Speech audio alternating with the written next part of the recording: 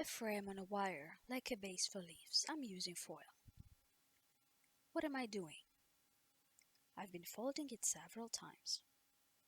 So, trying on.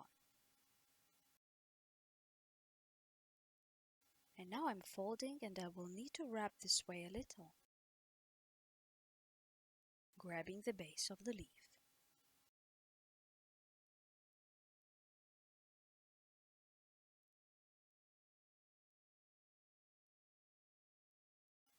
I'll wrap it up now. Here we look at the size. And now I will press the top with foil a little on the clay at the very base of the leaf again.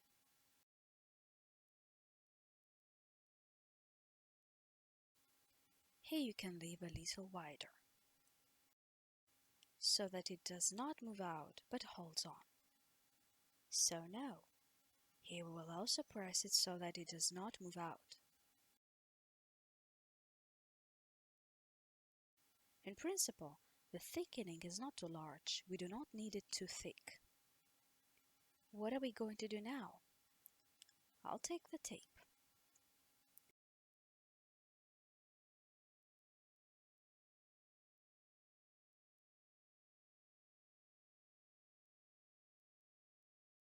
And with the help of glue, now I will fix it at the very top.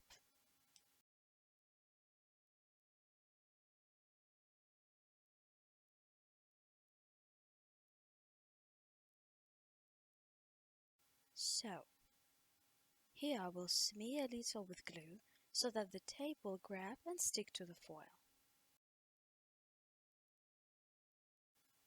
That is, we need to wrap this foil, because of course it will slide on the foil. We glued a little at the top and then we can wrap it up. I wrapped it to the end and that's what happened. Here's the design. Now we need to make the leaf a little larger, and we will attach it to a small leaf. We do everything the same. Absolutely. We take clay, we roll it out, we make a leaf. We take a small amount of clay.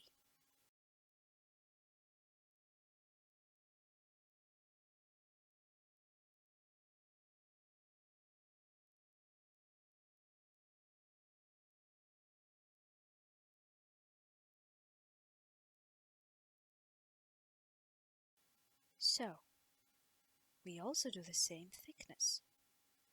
We do not roll out too thick because the uppermost leaves in principle divide well. So, we make the leaf a little larger.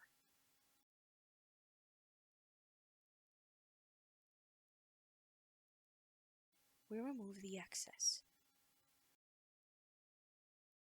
The same goes along the edge. So now,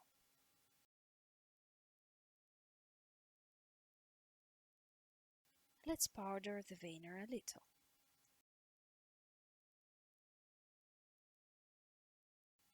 We spread a leaf on it.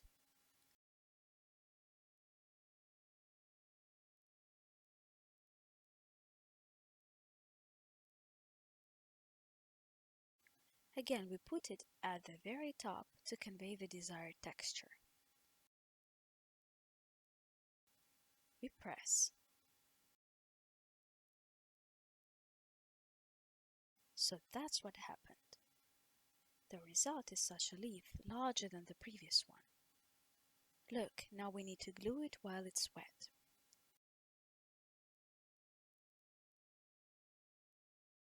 We won't dry it yet. We will glue it to the base of the very first leaf. For this we will use latex glue. I coat the base of the leaf here and here.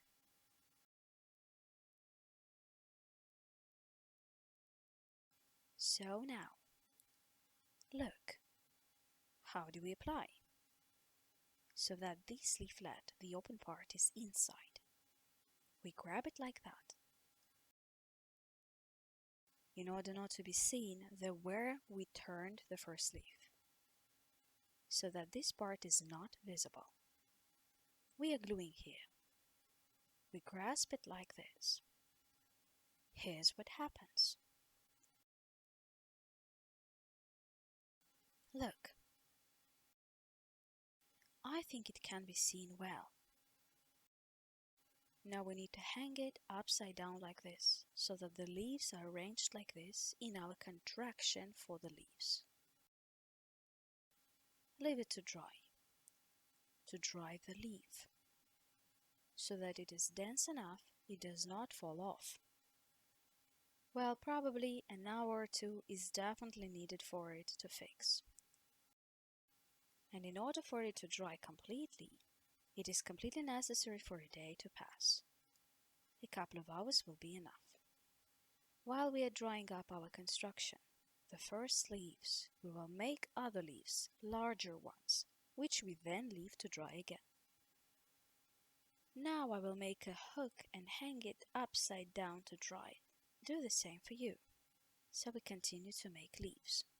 Look, we made one leaf which is bigger and bigger. It dries up. We fixed 2 small leaves at the top. Now we need 3 more leaves.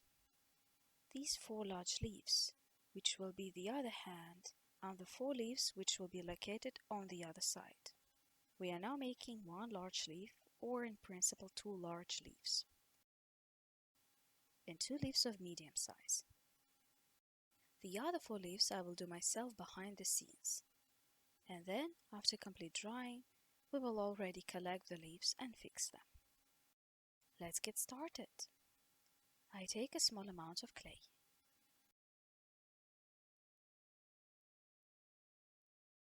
And now we will roll out a little thinner. Let's remember a little now, to make it more elastic.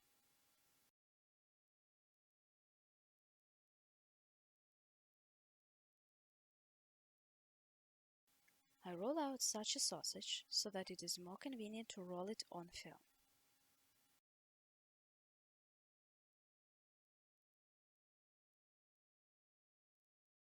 Now from side to side, and then I stretch it in length. Don't overdo it to keep the thickness thick enough if you do it by hand as I did. Now we will check the thickness so that the leaf is not thin, otherwise of course it will not hold its shape. It will be thick enough. Let's see. The thickness is thicker on one side and thinner on the other. So now I'll distribute it like this. The thickness is somewhere around 1.5 millimeters, as it seems. Now probably a little less, somewhere around 1 millimeter.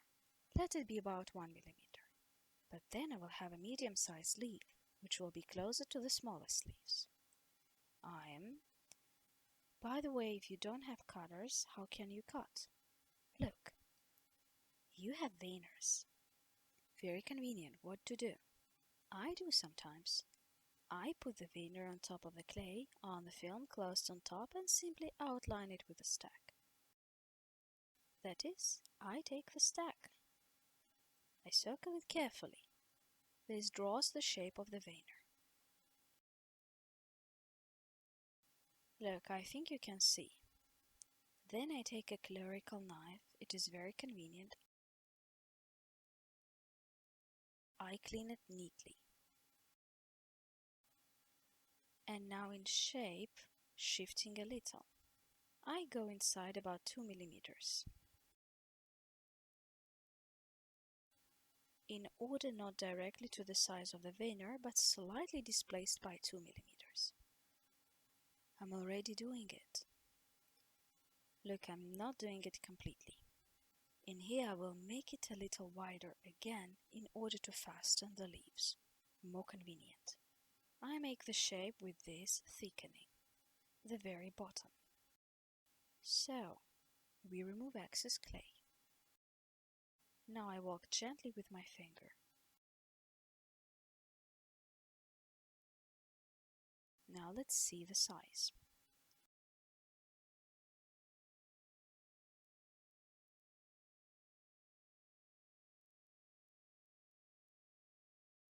I will attach. Okay, okay. Now we again process the veneer with children's powder so that nothing sticks.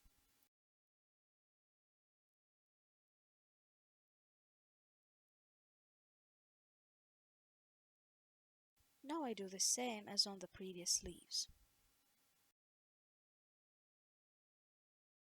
Now I'm taking it off carefully.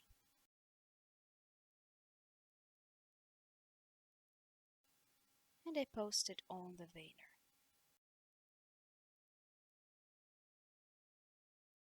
So we look. Now if anything, let's cut it off. There will be no problems, I think. Because it is possible to repeat the shape of the veneer ideally only with the help of a cutter that goes exactly the waters of the veneer. Here I have a veneer and cutter for it. Then it's over, you won't have to cut anything. There will be a perfect shape.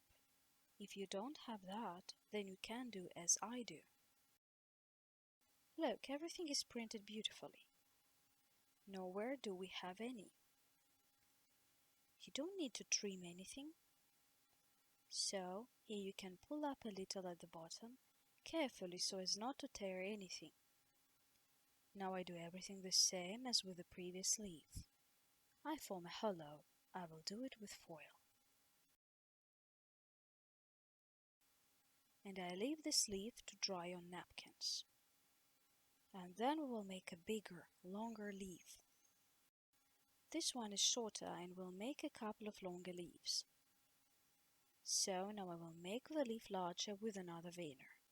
I have such a veneer with such a beautiful bend. So now I'll do it. Again, I take some clay, a small amount, and let's make the thickness more.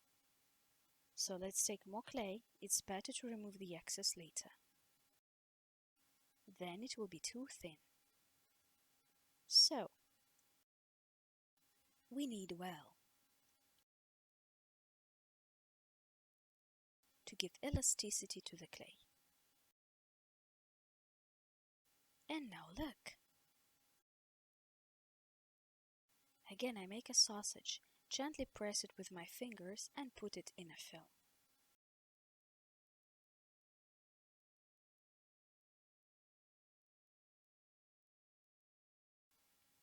Now I will walk a little like this from side to side, and now I distribute the thickness.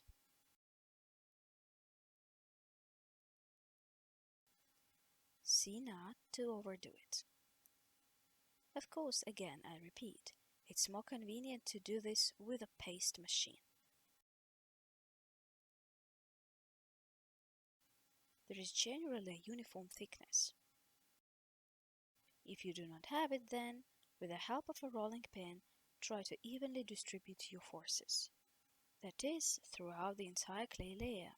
Don't overdo it. Otherwise, it may turn out somewhere thicker, somewhere thinner, but we need the same thickness. So there you go. Here the thickness is already greater, especially at the base of the leaf to make it thicker. Now let's spare veneer size and look. Fine. Now I will increase the length a little. So gently lifting from the bottom up. You need to lengthen, so to speak. Now what am I doing? Since the cutters are not in the shape that I need, so again I circle the veneer with a stack.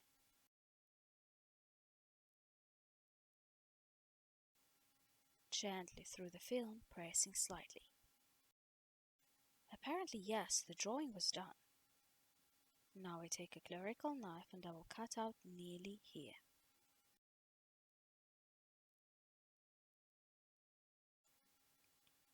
Here, since the veneer has a slightly different shape, here the leaf goes straight from the very edge of the veneer.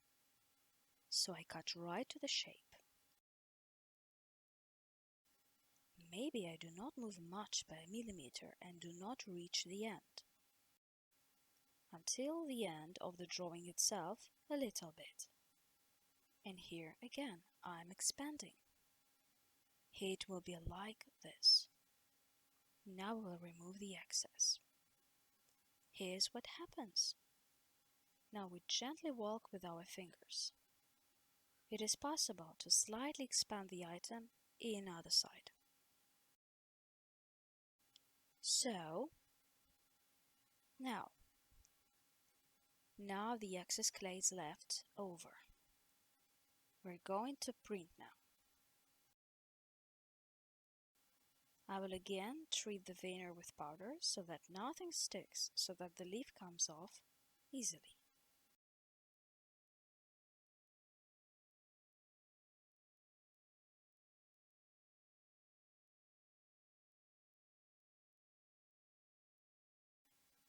So, now I take it off carefully.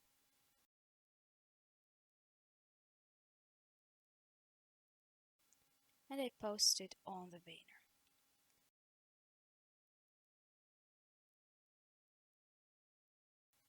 Now we will fix it as needed.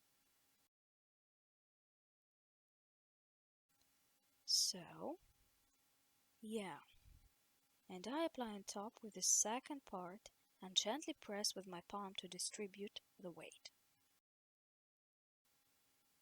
And press the middle well so that there are no gaps that are not imprinted. We walk carefully. Now I'm checking. Everything seems to be imprinted.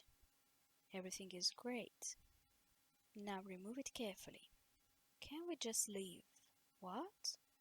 You can leave it on the veneer if you want to leave that bend, but I'll put it back on the napkins anyway. Because those leaves that are smaller, they're not bent, they're just fairly even in shape. Therefore, I will also put this leaf on a napkin. Here I will make the shape narrowed, raised, and I'll dry it. Now, what do we do? 3 large leaves, or rather 1 large and 2 medium ones. And 1 more will need to be done.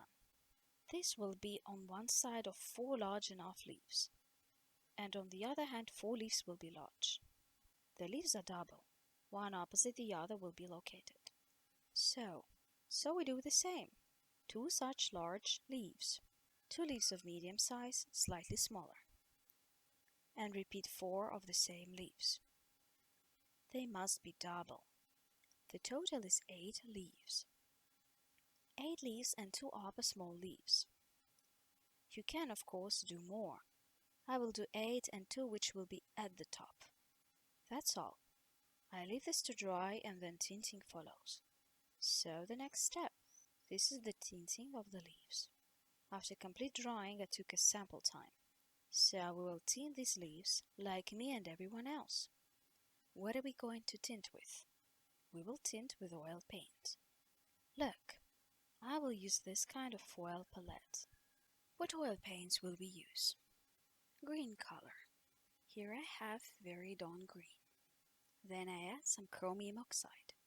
Why is this done? Chromium oxide is an opaque paint. It has no transparency. Therefore, we need to create a dense layer of paint that will not show through. Now, for this I will use chromium oxide. So very dawn, it is still translucent. Yes, and now I still have carmine. Red color. We will also add it for the shade we need. Well, of course we will use thinner. Diluents are different. I have a thinner, pinene in the composition. It gives a matte finish. Since the leaves of the orchid should still be a little shiny, I show what I use in the end. After tinting, you can use a special thinner. I have number 4. It gives dullness to the paint after drying. And there is a thinner, on the contrary, in the composition with linseed oil. What is the plus here is that when toning with such a thinner, with the linseed oil, you will have a little shine on the leaves. This is also an additional plus. Therefore, you can use any thinner.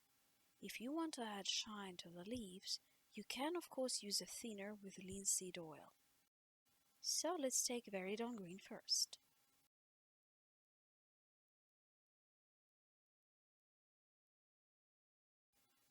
I took a small amount. So now less chromium oxide, then we will mix these paints. So, and add some carmine. Now we will mix them and see what color. We need a deep green for this, because toning will not be completely on the entire leaf, but mainly on top and closer to the middle. And the brush is over. Why did I take two brushes? With one brush I will completely apply the color, and with the other I will blend. So, and of course the thinner. So, I take a small amount of thinner and begin to gently mix the paints. If you use a diluent, then what can be done? After that, if you get liquid paint. In principle, what density do we need to the paint? That it was like thick cream. If it turns out a little thinner than you need, then you can safely leave it for a while, just in the open form, and after it has stood for a while, literally a few minutes, the thinner begins to evaporate, the paint becomes thicker again. So, now I add some carmine. In this case, the shade turns out to be more such saturated dark green. Well, now we will look at the leaf, what color we will get. Because on the palette the color seems to be one, but when stained it is completely different. If anything, let's add another shade. So, we take the leaf. I will not wait until it dries up. I take it. If it is watery, then we will leave it for a while, so that the thinner evaporates a little. So, gently, with light movements on the outside, apply from the very top. And with a very thick layer, we will evenly try to apply paint. Somewhere in the middle, approximately.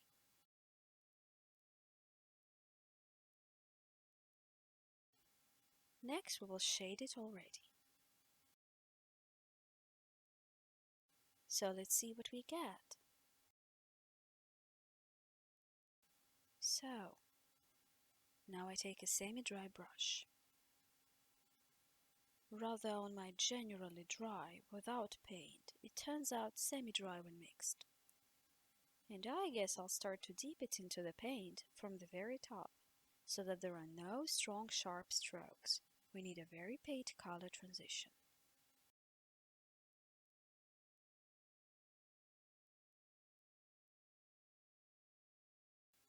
So, bring down the color.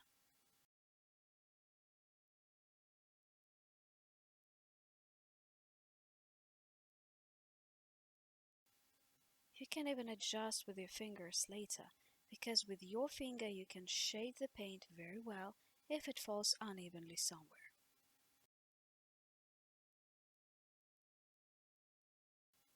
So now we look below. If on one side the paint has crawled somewhere, then it can be carefully wiped clean, so that unnecessary strokes are not visible.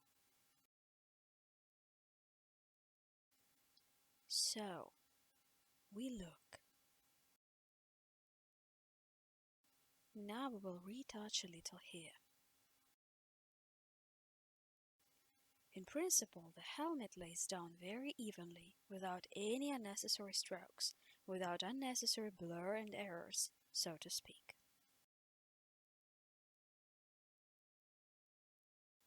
Smooth color transition. So I think we will not apply the tint harder. I hope you see a darker shade on the camera here and turns into a lighter color of the leaf itself. What else can you do?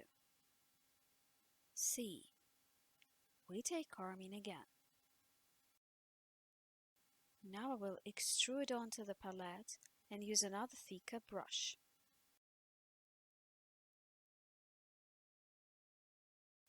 Here is such.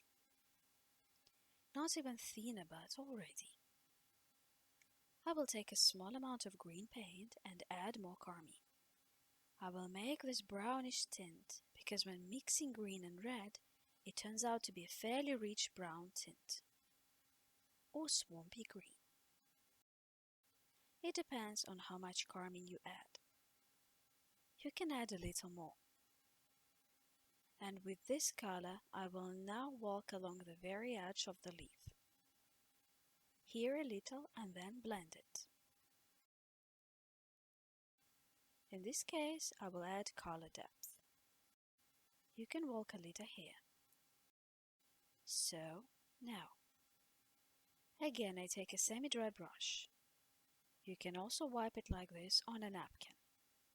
And now the color we applied, now with carmine, we gently shade again.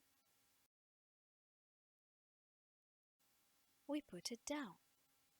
Create a smooth transition.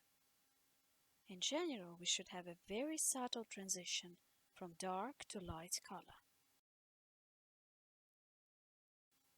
So let's see. Now I'll take a closer look myself. This is difficult to do with lamps. Now I'm still here to retouch. So, here's what happens. And what else can you do? You can take even more carmine, wipe this brush well on a napkin so that it is semi-dry and a little more along the edge here.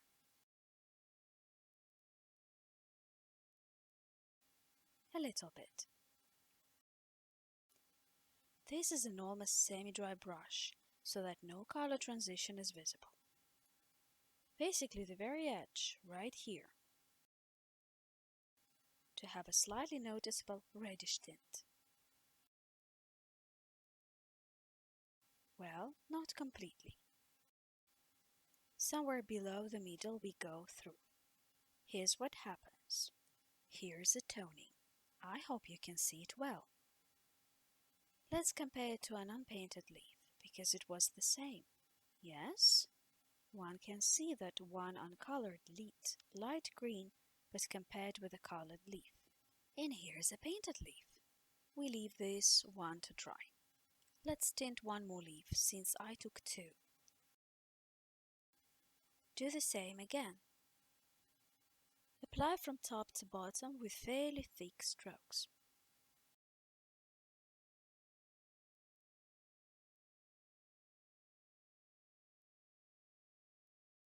You can even apply a little more, just below the middle. The paint is thick and shaded normally. So, wipe the blending brush well on a napkin. And we begin. Let's carefully distribute this paint downwards from above. Apply it evenly. So, here, where there is a transition to unpainted clay, we dry very carefully. Now wipe this brush again. It is almost dry. We stretch the paint down further. So, let's go over the top again. The paint is thick enough.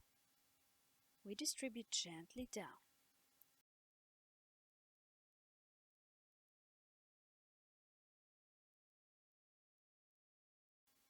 So now, let's see what comes out. So, at this angle. A little bit where it is necessary. If you see where it is necessary to retouch, walk with your fingers. So, now we do the same. We take paint with carmine. And let's go a little over here. It is desirable either along the edge or at the very top. We need to darken the top color a bit. But do not overdo it so that there is no obvious brown color, otherwise the leaves will look like wilted ones. So we shade. You can even take it in your hand like this and carefully distribute it. So, I add a little more.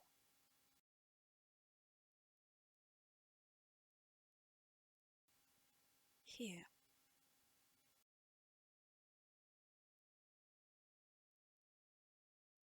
For this, you see, for shading it is very convenient to use wide brushes. These soft enough to be able to shade. The pile of the brush itself is quite soft. It is convenient to use it. Because there are very hard brushes, it is difficult to shade them. Therefore, it is better to use soft brushes. So we look from the reverse side. See what happens. The paint has gone over the edge a little, so we carefully remove it like this. Lubricate it on a napkin, or like that with your finger. Or you can use a brush again. So now let's retouch.